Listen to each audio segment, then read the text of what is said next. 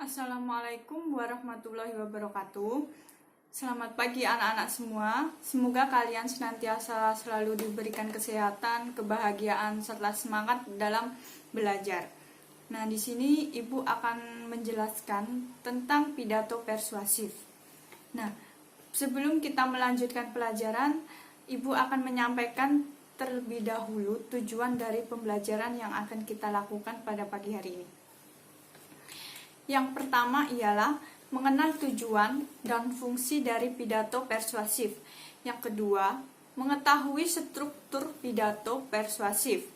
Nah, kemudian yang ketiga ialah mengidentifikasikan ciri-ciri kebahasaan pidato persuasif.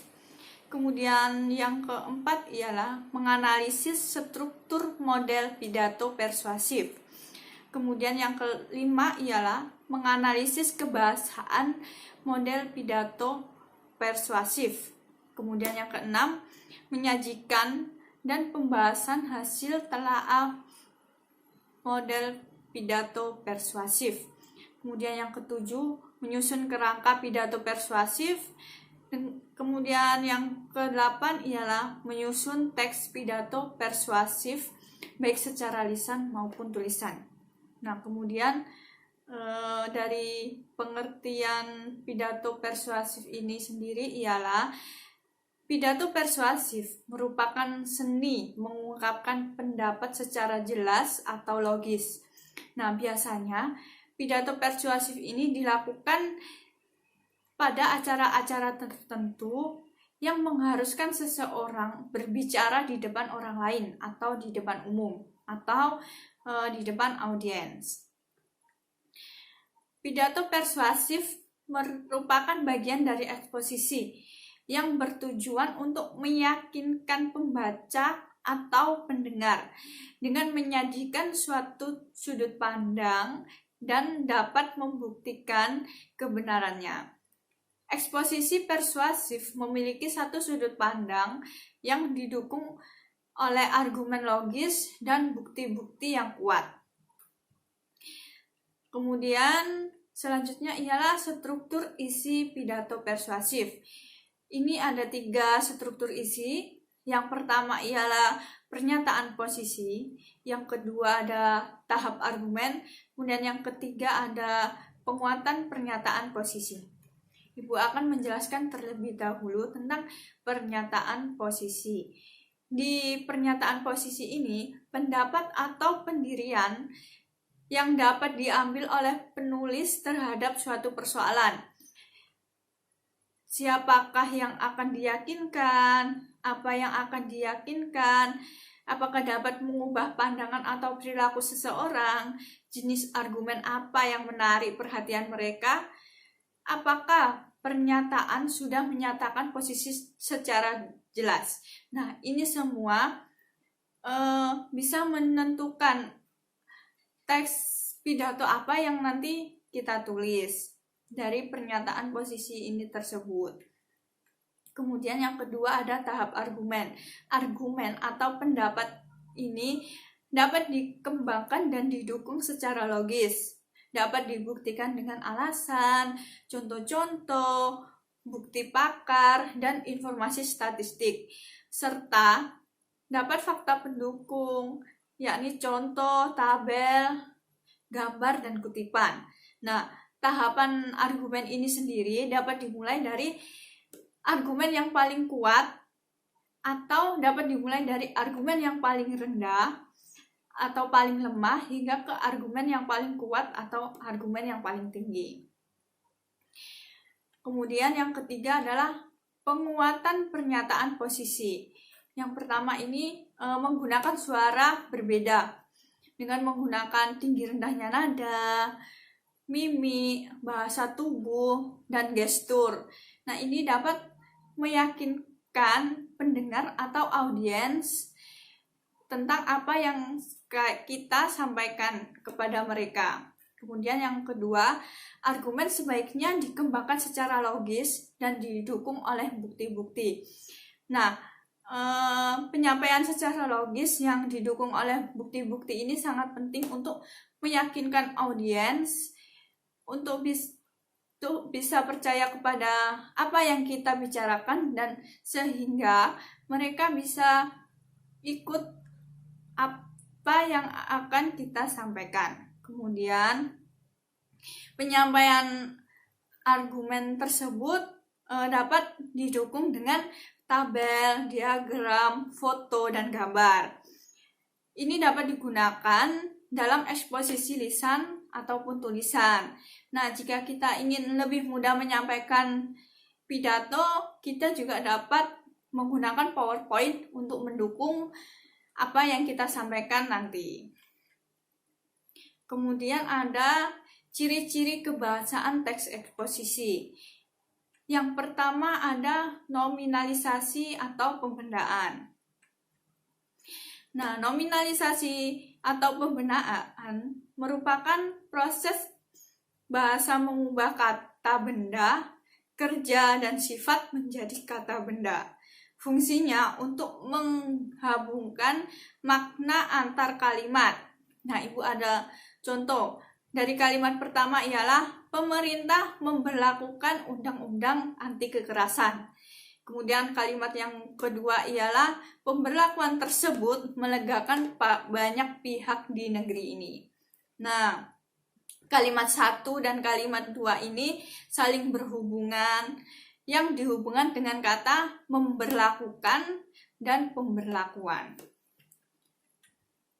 Kemudian nominalisasi atau pembendaan digunakan saat kata benda dibentuk dari kata kerja.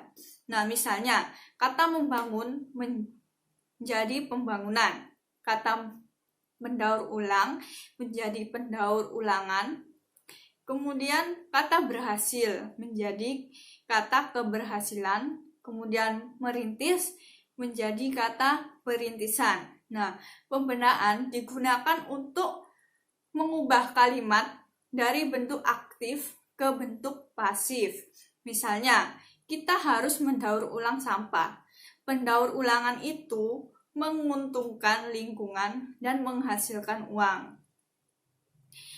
Informasi baru di akhir kalimat menjadi fokus untuk kalimat berikutnya. Ini upaya agar bentuk lisan ini menjadi rutut, kohesi, dan lebih koheren. Kemudian yang kedua ada bentuk pasif dan kata ganti orang. Nah, teks eksposisi pada umumnya ditulis bukan dalam bentuk orang pertama, namun lebih berbentuk istilah umum yang menggambarkan sebagai anggota masyarakat, warga negara, atau yang berwenang. Misalnya, ini harus dihentikan. Bentuk pasif dapat digunakan agar ungkapan ini lebih formal dan lebih kuat. Nah, bahasa evaluatif menambahkan makna bahasa yang lebih kuat. Misalnya, hal yang paling penting bahwa semua orang. Kata ganti orang sering dihilangkan. Pengarang berbicara secara persuasif tentang orang, tempat, dan hal yang sudah ada dalam teks. Misalnya, dia, mereka, bangsa Indonesia, dan warga negara. Kemudian yang ketiga ada kosakata. Nah, kosakata yang sering digunakan berupa istilah teknis. Kosakata dapat menyertakan abstrak. Sementara itu, sinonim digunakan untuk menghindari pengulangan dan menjaga agar tetap membaca tulisan. Agar ini dilakukan agar si pendengar atau si pembaca ini tidak merasa bosan tentang apa yang kita sampaikan, sehingga mereka tetap mendengarkan dengan baik atau membaca dengan baik. Kemudian dari ketiga ciri-ciri kebahasaan teks eksposisi tersebut dapat disimpulkan bahwa modalitas atau kepastian mulai dari yang moderat hingga derajat tinggi ditemukan dalam kata-kata terpilih. Sebagai contoh, sering, nyaris, paling banyak, umumnya, mungkin, dan dapat. Nah, hal ini tergantung apakah penulis ingin merasa mendesak, membatasi diri, atau diskusi terbuka. Kemudian selanjutnya ada tiga tipe eksposisi yang berbeda.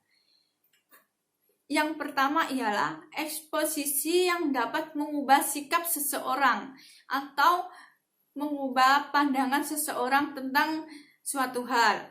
Ini dapat ditemui pada pidato politik atau kampanye, media cetak, teks informasi dalam buku, surat kepada editor, ceramah khutbah, dan sebagainya.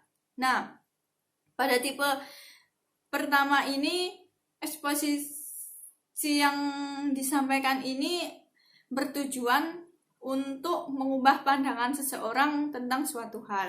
Kemudian yang kedua ialah ada eksposisi yang dapat dimanfaatkan untuk mempromosikan dan menjual barang, jasa, dan aktivitas.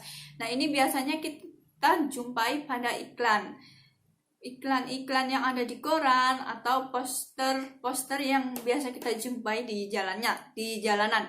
Nah, misalnya kalimat tersebut ialah 10 langkah memiliki tubuh indah. Nah, ini merupakan kalimat yang dapat mengajak seseorang untuk memiliki tubuh yang indah. Kemudian tipe yang ketiga ialah eksposisi yang dapat digunakan untuk membela suatu kasus. Nah, misalnya selamatkan terumbu karang sekarang. Nah, pada tipe yang ketiga ini,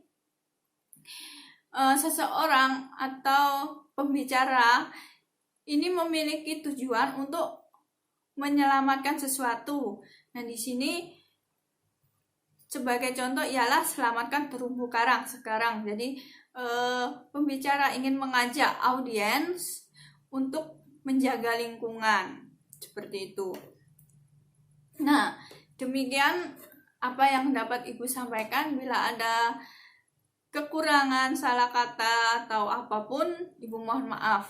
Jika ada yang ingin ditanyakan, kalian bisa bertanya di WA Group atau Google Classroom, atau kita akan berjumpa lagi pada minggu depan dan Ibu akan memberikan tugas latihan kepada kalian semua. Kalian dapat membuat teks pidato singkat dengan tema yang sudah Ibu berikan. Yang pertama ada bersih dan hijau lingkungan sekolah. Yang kedua ada hidup rukun dan damai. Yang ketiga ada narkoba. Nah, kalian bisa memilih salah satu dari tema tersebut. Dan jangan lupa kalian harus memperhatikan struktur pidato. Demikian yang dapat Ibu sampaikan. Kurang lebihnya mohon maaf. Bila ada salah kata mohon maaf. Wassalamualaikum warahmatullahi wabarakatuh.